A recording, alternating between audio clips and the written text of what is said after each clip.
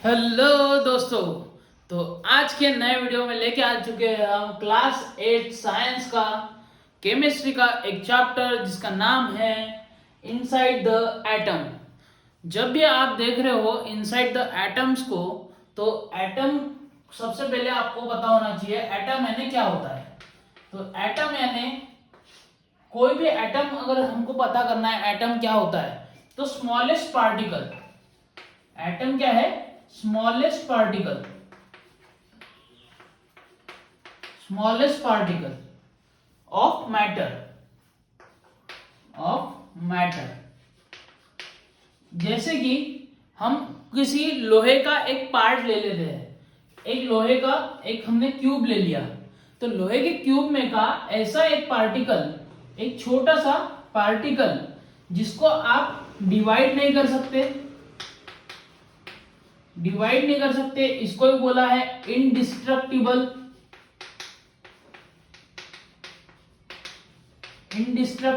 Divide को ही बोला है इनडिस्ट्रक्टिबल।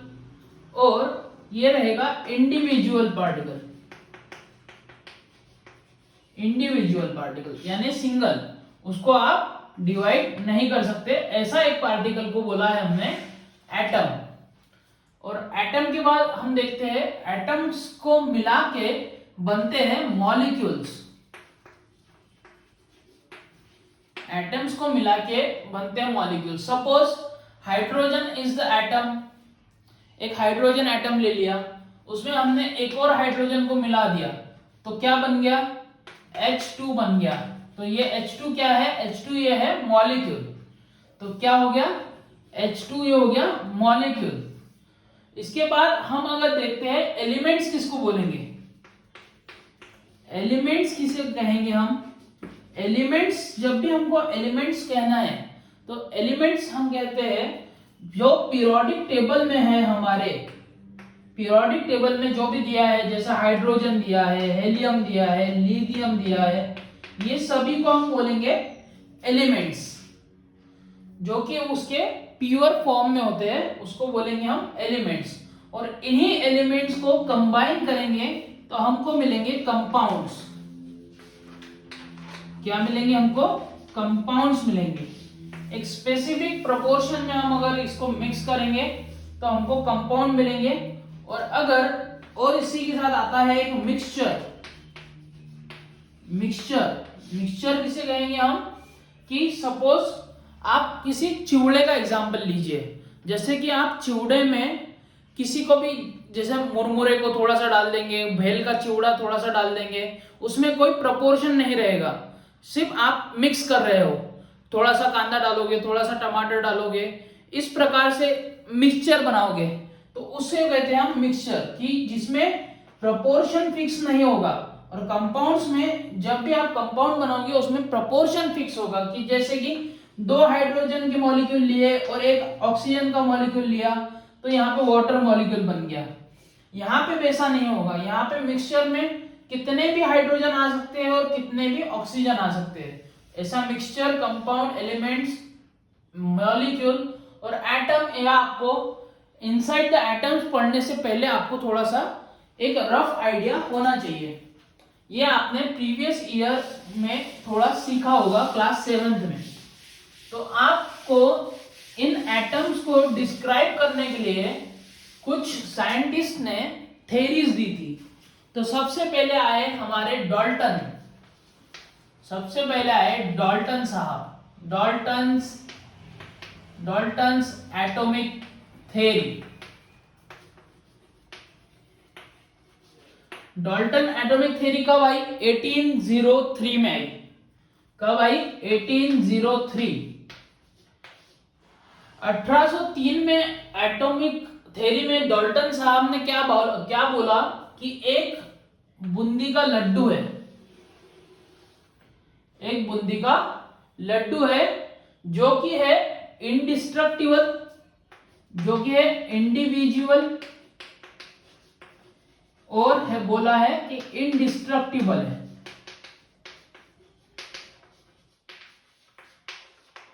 इस प्रकार से उन्होंने क्या बोला कि matter is made up of atom and atoms are individual and indestructible. Matter is made up of atom. ये सारे एटम्स से बने हुए हैं. ये जो मैटर है ये एटम से बना हुआ है और वो भी इंडिविजुअल है और इनडिस्ट्रक्टिबल है. इसको अब और डिवाइड नहीं कर सकते आप. और all the atoms of an elements are alike while different elements have different atom with different masses. इन्होंने कहा था कि ये जो एटम्स है वो अलाइक है,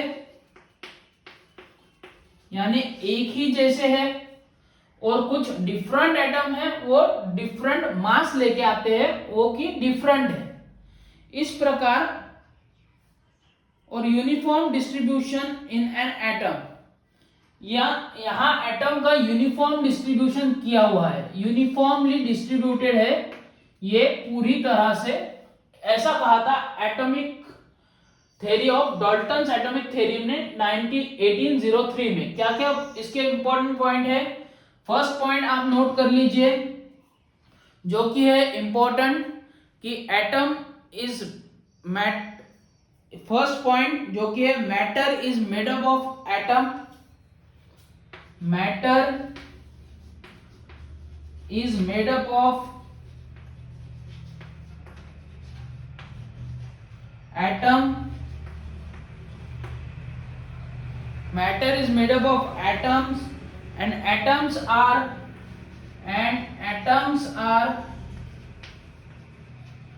individual and indestructible. Individual and indestructible. तो ये हो गया आपका सबसे पहला पॉइंट जो कि आप डाल्टन्स एटॉमिक थ्योरी जो कि 1803 में आई है उसमें लिखोगे. Matter is made up of atom and atoms are individual and indestructible. दूसरा पॉइंट इसमें आपको लिखना है all atoms of an elements are alike. मैं अभी लिखूंगा नहीं, आपको नोट कर लेना है. All atoms of an elements are alike while different elements have different atom with different masses. ये हो गया आपका डाल्टन्स एटॉमिक थ्योरी का डिस्क्रिप्शन. इसके बाद आए डाल्टन्स के बाद आए थॉमसन.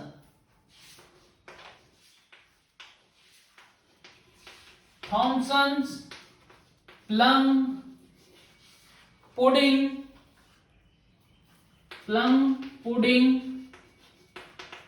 थ्योरी.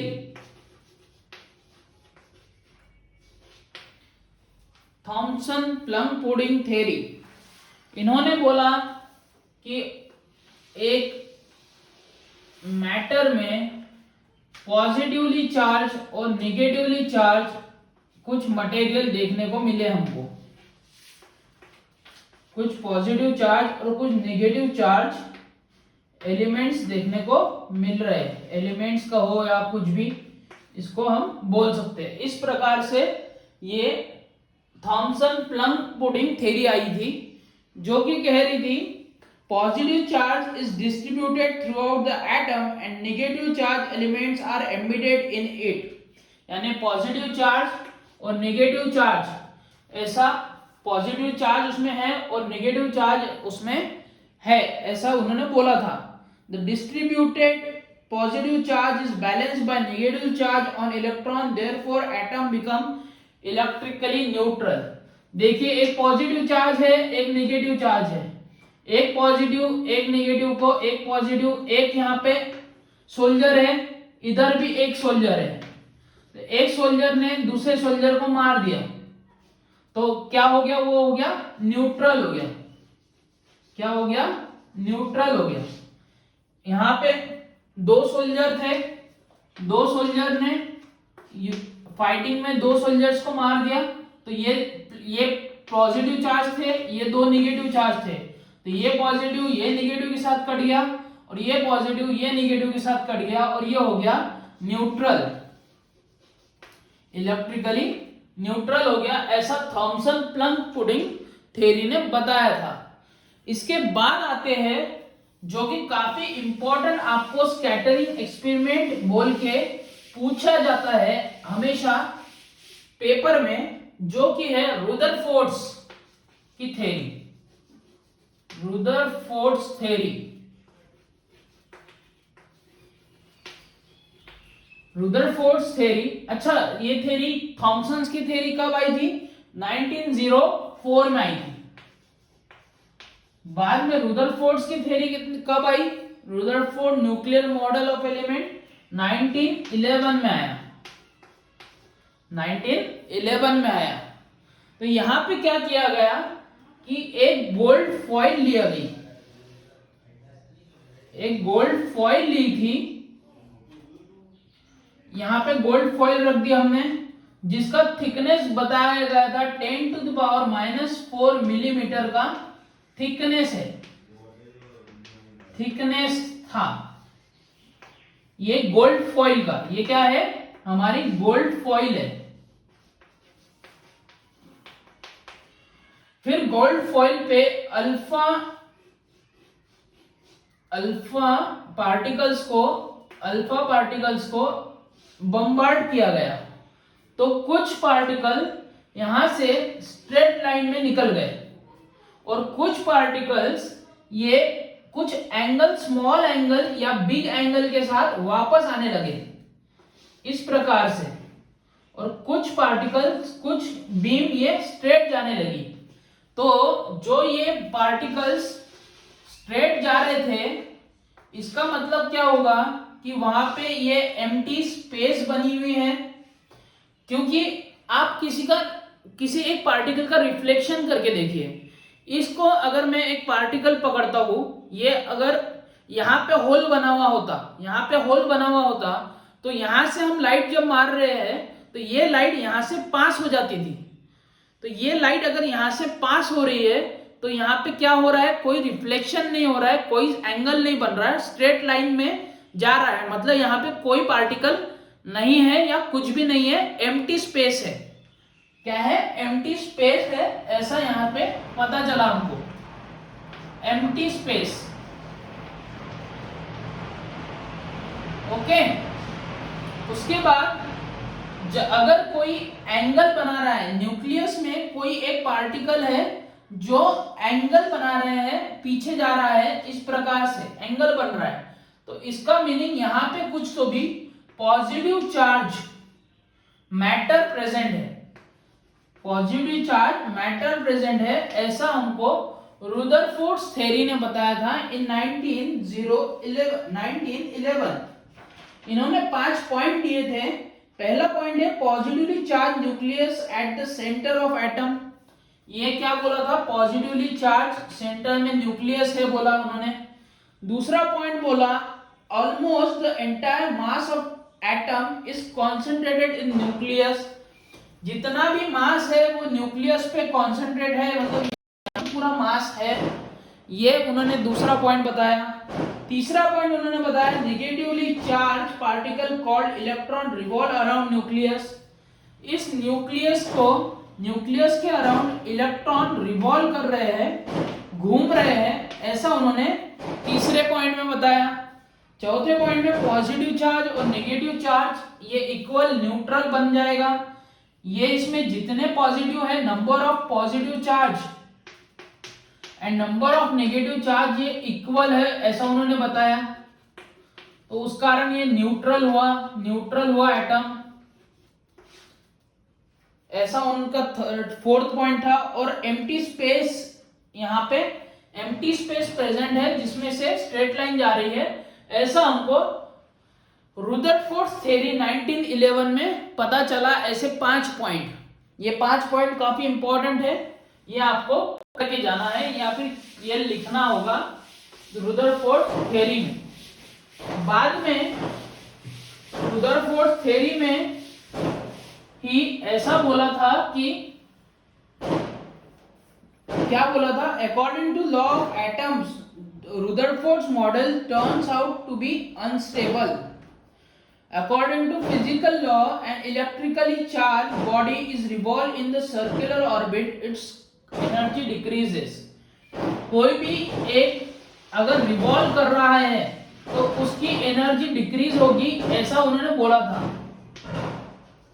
एनर्जी डिक्रीज हो रही है, ऐसा बोला था। पर according to physics law Rutherford ने ऐसा नहीं बोला, तो ये थोड़ा उसका डिमेरिट था। उसके बाद नील बोहर्स आए और उसने सब करेक्ट किया, और इसके बाद के वीडियो में हम देखेंगे Niels Bohr's theory, that is Niels Bohr's theory.